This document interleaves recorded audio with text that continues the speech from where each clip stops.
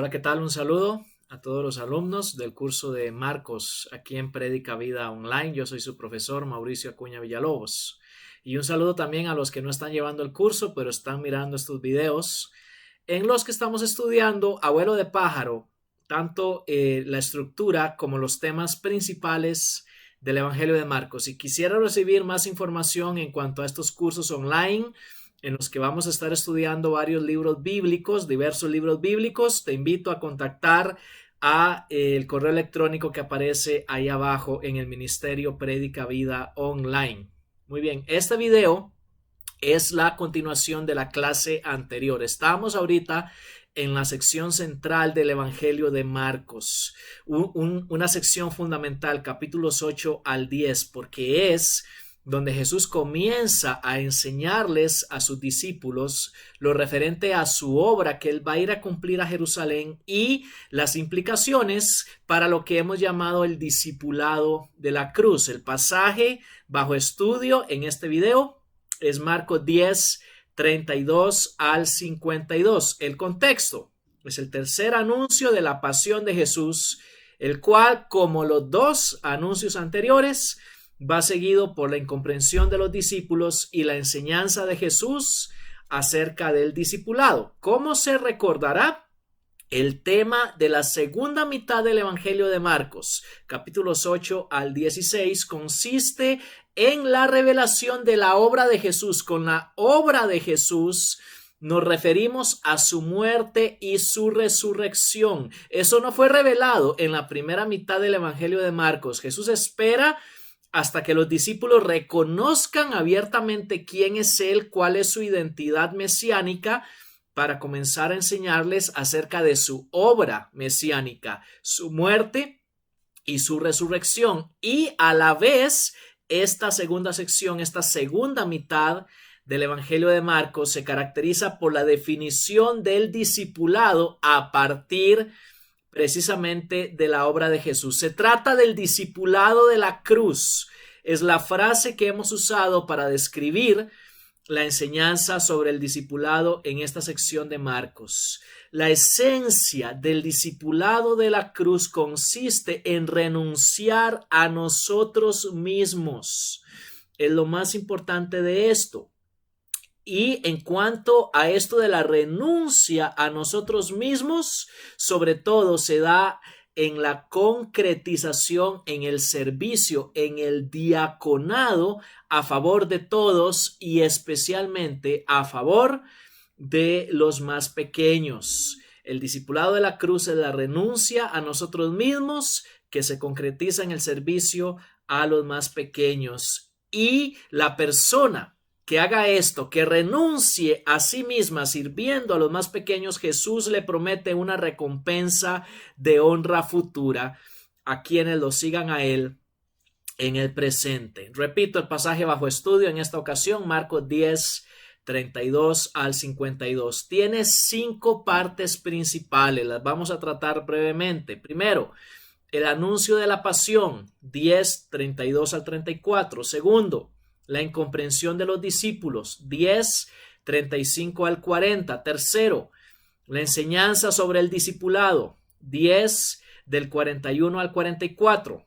Cuarto tema importante, el modelo supremo del discípulo, Marcos 10, 45. Y finalmente, en quinto lugar, la petición correcta del discípulo, Marcos 10, 46 al 52. Comencemos con el primer tema principal, el tercer anuncio de la pasión, Marcos 10, 32 al 34. Cuando comparamos este tercer anuncio de la pasión de Jesús con los dos anteriores, nos damos cuenta de que es el más completo y detallado de los tres. Ahí aparecen los pasajes donde Jesús anteriormente había anunciado su pasión. Este tercero, repito, es el más completo y detallado. Incluye detalles específicos de todo el proceso de traición, entrega, juicio, condenación, burlas, muerte y resurrección de Jesús. Es sumamente detallado y esto nos indica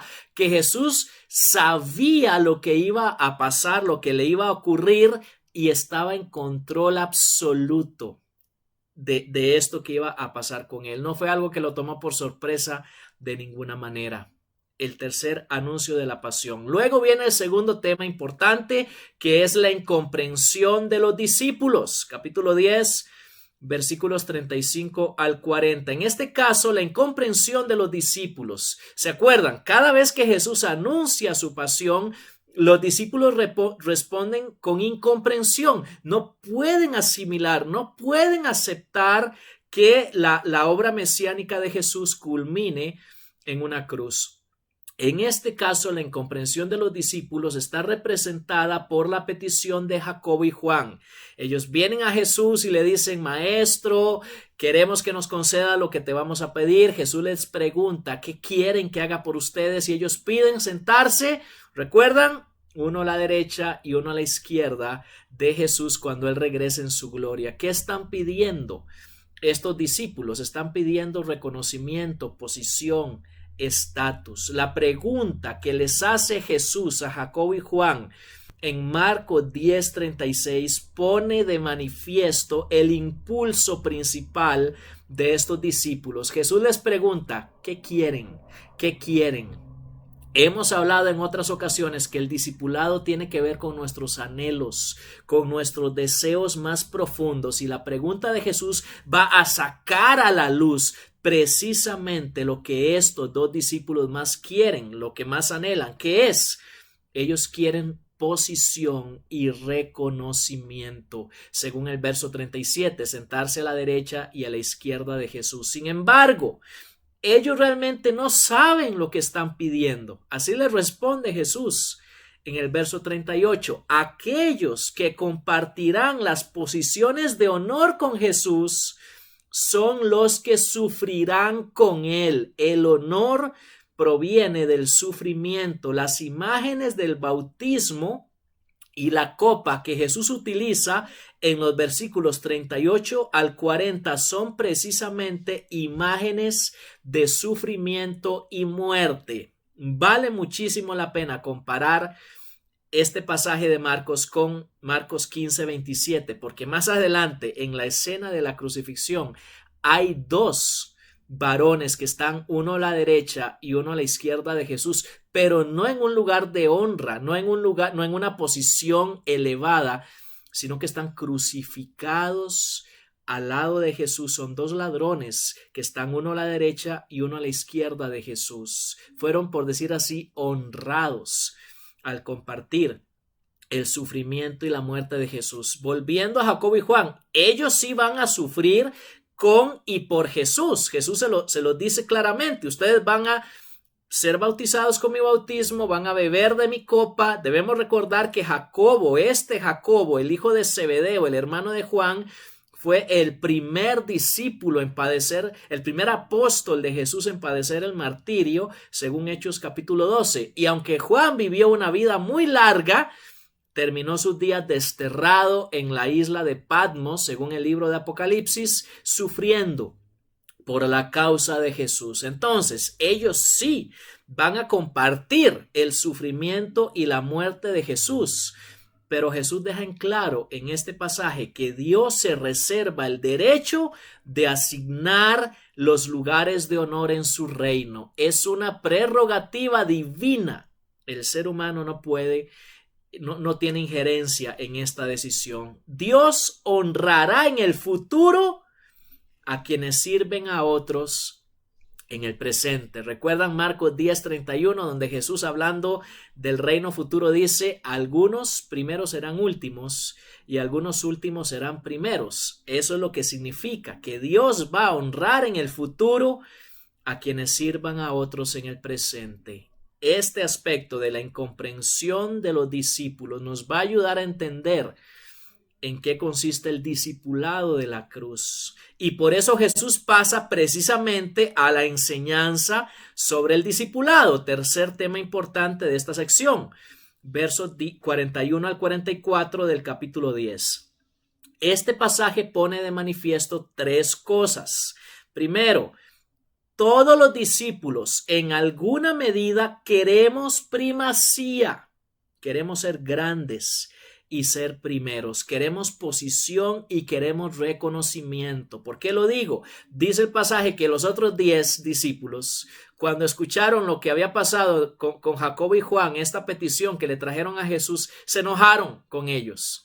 ¿Por qué se enojaron? Seguramente ellos querían lo mismo que estos dos hermanos se aventuraron a pedir. Hermanos y hermanas, todos los discípulos, todos los seguidores de Jesús batallamos con esto.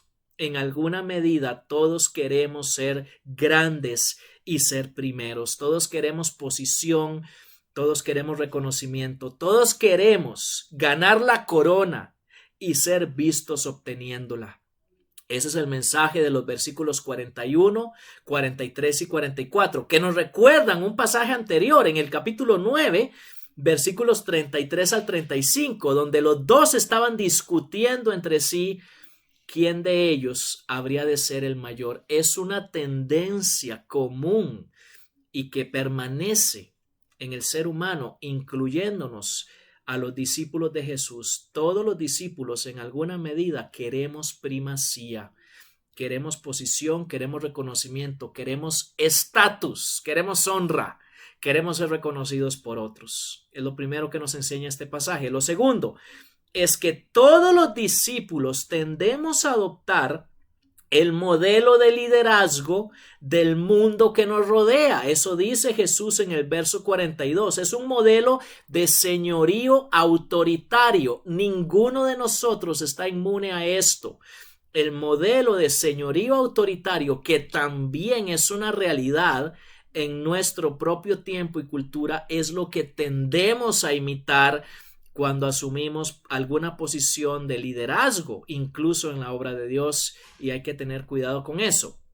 Y lo tercero que nos enseña este pasaje es que todos los discípulos debemos ser diáconos. Otra vez aparece esa palabra en el versículo 43, y debemos ser esclavos de todos. Según el verso 44, aquí la palabra es doulos, esclavos. Jesús dice que todos los discípulos debemos ser diáconos y esclavos de todos. La esencia del discipulado de la cruz consiste en entregar la vida en el servicio de los demás. Discipulado y servicio van juntos. Más adelante agregaremos también el aspecto de dar como parte de la esencia del discipulado de la cruz, pero por ahora necesitamos observar que el servicio está en el corazón mismo del discipulado auténticamente cristiano. Y esto es lo que tiene que ver con la enseñanza sobre el discipulado. Cuarto tema principal, el modelo supremo del discípulo. Me voy a detener acá por algunos minutos, porque Marcos 10:45, el pasaje que vamos a estudiar ahora, es uno de los más importantes en el Evangelio de Marcos para entender el sentido salvífico de la obra de Jesús y para entender el discipulado cristiano. Lo voy a leer porque es un pasaje fundamental. Marcos 10, versículo 45, Jesús dice: porque ni aun el Hijo del Hombre vino para ser servido, sino para servir y para dar su vida en rescate por muchos. Servir y dar, tenemos que enfatizar esos dos verbos. Los tres anuncios de la pasión de Jesús, ahí aparecen los versículos, nos describen la obra de Jesús, pero no la interpretan. Jesús predice lo que le va a ocurrir, pero no nos dice para qué. No interpreta Jesús esta obra hasta que llega al versículo 45. ¿Por qué tendría Jesús que sufrir, morir y resucitar como su principal misión mesiánica? Marcos 10:45 nos da la respuesta. Este texto, hermanos, es tan importante, tan fundamental, que necesitamos analizarlo en detalle y vamos a dividirlo en sus 7 componentes principales. La obra de Jesús, según Marcos 10:45, tiene 7 partes. Primero, dice Jesús, el Hijo del Hombre. Es el título principal que Jesús utiliza para sí mismo a lo largo de Marcos 8 al 10. La persona del Redentor. es lo que nos describe este título, el Hijo del Hombre. Ese es el título principal, ya lo dije, de Jesús en Marcos 8 al 10 e incluye dos ideas importantes. Primero, la autoridad suprema de Jesús en el futuro. El Hijo del Hombre, según el libro de Daniel, capítulo 7, versículos 13 y 14, algún día va a recibir toda gloria, todo honor y toda exaltación de parte de Dios Padre. El Hijo del Hombre nos habla de la suprema autoridad futura de Jesús, pero va unido este aspecto al servicio sacrificial de Jesús en el presente. Isaías 53 en el Antiguo Testamento nos habla del sufrimiento del siervo de Dios a favor de nuestra redención. El Hijo del Hombre, la persona del Redentor, ese título incluye Daniel 7, versos 13 y 14, la suprema autoridad futura de Jesús, con Isaías 53, su servicio sacrificial en el presente. El segundo componente de la obra de Jesús es la encarnación del Redentor. ¿Por qué? Porque Jesús dice, ni aun el Hijo del Hombre vino. Ese verbo venir a esta tierra nos habla de su encarnación. Sin su venida, sin la venida de Jesús a este mundo, sin lo que comúnmente llamamos la encarnación, sin que Jesús se haya hecho un ser humano como nosotros, no hay obra salvífica. La persona del Redentor, la encarnación del Redentor, el tercer componente es el servicio del Redentor, porque Jesús dice, no vino para ser servido, sino para servir. Esto es clave, hermanos. La obra de Jesús a nuestro favor es el servicio más grande que Él realizó por nosotros, a pesar de su derecho absoluto de ser servido como Hijo del Hombre, como Señor de todos. Él se despojó de ese derecho, como dice Pablo en Filipenses 2, para servirnos a nosotros. El tercer componente es la entrega del Redentor. Dice que el Hijo del Hombre no vino para ser servido, sino para servir y para dar su vida en rescate por muchos. La entrega del Redentor para dar su vida no le fue quitada a la fuerza. Él la ofreció voluntariamente. La muerte de Jesús no fue algo que Él hubiera querido o podido evitar.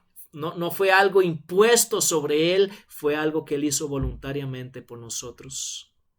El quinto aspecto, es el rescate del Redentor. Porque Jesús habla en este pasaje en términos de redención. La palabra redención significa liberación de un prisionero o de un esclavo por medio del pago de un precio de rescate. Eso es redención en el Nuevo Testamento. Liberación de un prisionero o de un esclavo por medio del pago de un precio de rescate. Eso fue lo que Jesús hizo por nosotros. El precio que pagó fue su propia sangre, fue su propia vida. Y así nos rescató de la esclavitud al pecado y a la muerte. La obra de Jesús en Marcos 10:45 se interpreta en términos de redención, liberación por medio del pago de un precio de rescate. En sexto lugar, la sustitución del Redentor. Jesús dice que Él vino a dar su vida en rescate por muchos. La preposición por en el idioma original en griego literalmente significa en lugar de. La muerte de Jesús en la cruz fue redentora, ya lo vimos, el pago de nuestro rescate, pero también fue sustitutiva en lugar de nosotros, en lugar de ti y de mí. Él murió en esa cruz. En lugar de cada uno de nosotros. Él murió por nosotros la muerte que nosotros merecíamos para darnos la libertad que no podíamos obtener por nuestro propio esfuerzo o por nuestras propias obras. La muerte de Jesús, según Marcos 10:45, fue redentora y fue sustitutiva también. Y finalmente, el alcance del Redentor.